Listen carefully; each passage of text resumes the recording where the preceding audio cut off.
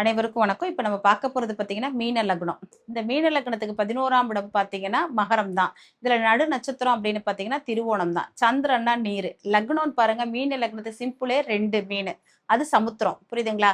அப்ப சமுத்திரத்துல நம்ம இருந்தாலும், ஆனா மன நிம்மதி இல்லாத வாழ்க்கை தான் வாழ்ந்துட்டு இருப்போம். அப்ப நம்ம எங்க போகணும் அப்படின்னா, நம்மளுடைய கர்மா வினைய களையணும். அதனால தான் கர்மஸ்தானத்துல கொண்டு போய் திருவோண நட்சத்திரத்த வச்சிருக்காங்க. அது மட்டும் இல்லாம, ரங்கநாத பெருமாளுடைய அமைப்பு தான். அந்த பெருமாள் எங்க பள்ளி கொண்டு படுத்திருக்காரு? வைகுந்தத்துல, கடல் மேல தான். இப்ப பார்த்துக்கங்க, அன்னைக்கு குடுத்திருக்க தெய்வங்கள்லாம் ஒவ்வொன்னுமே சான்றிதழா அவங்க பயன்படுத்தி, அதுக்கப்புறம் தான் நம்ம குடுத்துருக்காங்க.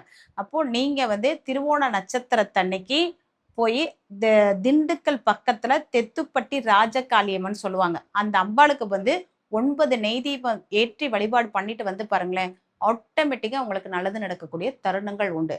ஏன்னா, இது ஒவ்வொன்னுமே வாழ்க்கையில பயன்படுத்தி நல்ல வெற்றி கிடைச்சதுக்கு அப்புறம் தான் இத உங்களுக்கு குடுக்குறேன். பண்ணுங்க. உங்க வாழ்க்கையில எப்போதும் சந்தோஷமா வாழ வாழ்த்துக்கள். நன்றி.